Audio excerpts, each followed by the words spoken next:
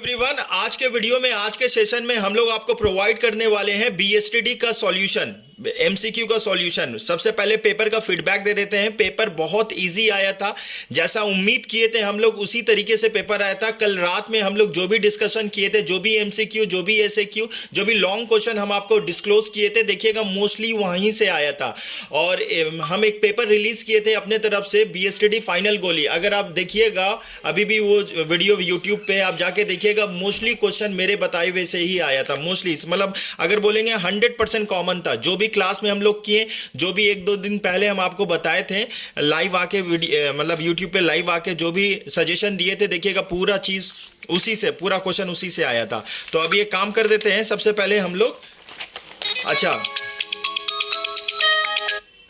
सबसे पहले आप एक काम करिएगा कि हमको कमेंट्स करके बताइएगा कि कितना आपका एमसीक्यू सही हुआ, ठीक है ना। और ये वीडियो ज़्यादा से ज़्यादा लोगों में शेयर करिए, ठीक है ना, ताकि सारे लोग एक बार क्रॉस चेक कर पाएँ, ठीक है। चलिए, पहला का आंसर होगा, देखो रात में हम कल पढ़ाए थे, द टर्म पोर्ट्स क्रॉप। इसका आंसर क्या होगा? ऐसे पोर्ट्स क्रॉप का आंसर होगा planning, organising, directing, staffing, coordinating, reporting, budgeting. ये भी आएगा तो आप कर लेते, लेकिन आंसर होगा लूथर गुलिक। उसके बाद होगा who is the author of the book the practice of the management. कल रात में करवाए थे, इसका आंसर होगा पीटर ड्रकर, ठीक है। कितना लेवल ऑफ द मैनेजमेंट होता है? How many levels of management are there? Answer होगा डी, 3।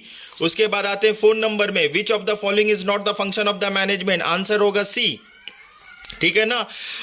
5 नंबर में आते हैं, ठीक है ना, principle of the management formed, कैसे फॉर्म किया जाता है? Bye experience of the manager. ये भी हम लोग कल रात में डिस्कस किए थे।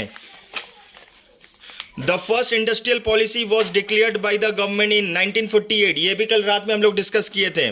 उसके बाद होता है, आते हैं हम लोग नेक्स्ट में, the plan which is formulated to achieve the goal and the objective of the business organization is known as, ये ऑप्शन डी होगा, strategic plan। the oldest form of the organization, इसका आंसर होगा B, line organization, ठीक है ना। उसके बाद 9 का आंसर होगा हेनरी फ्योल्ड, ऑप्शन सी। 10 का होगा, देख लीजिएगा बाबू, ऑल ऑफ दीज होगा, ठीक है ना। 11 का होगा प्लानिंग। 12 का होगा, ये भी रात में हम लोग डिस्कस किए थे, इसका आंसर होगा complex, option number A. Control is not a dash process, answer होगा complex. Business is concern collect their required capital, इसका आंसर होगा all of these, option D होगा। उसके बाद होगा investment decision, option number A. बाबू आप लोग चेक कर लीजिए, देख लो। उसके बाद होगा वर्किंग कैपिटल, कल सबसे पहले वर्किंग ही कैपिटल बनाए थे। वर्किंग कैपिटल का मतलब क्या होता है? Current asset minus current liability, option number ए।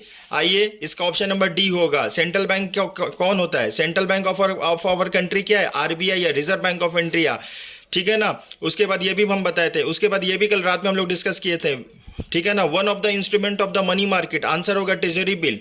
उसके बाद होगा the aim of the advertisement, क्या है? टू प्रमोट प्रोडक्ट,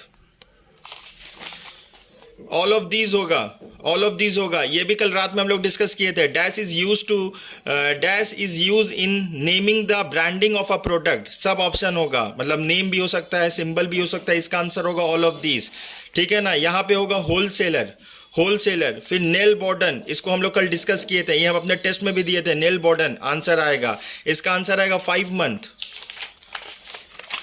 डिस्कस किए थे कल रात में। डिस्ट्रिक्ट जज, उसके बाद 70 ईयर्स, ये भी हम अपने टेस्ट में दिए थे। देखिएगा पेपर अगर हम लोग देखेंगे, ये मोस्टली पेपर सारा कॉमन सवाल दिया था। अगर आप लोग लिखे हो, लिख के आए हो, तो आपका एग्जाम बहुत अच्छा जाने वाला है। मोस्टली हम लोग जो भी बताए थे सारा उसी में से आया। तो आप बाबू वीडियो को ज़्यादा से ज़्यादा लोगों के साथ शेयर करिए और हमको कमेंट्स करके ज़रूर बताइए कि आपका कितना सही हुआ, ठीक है ना। Thank you so much.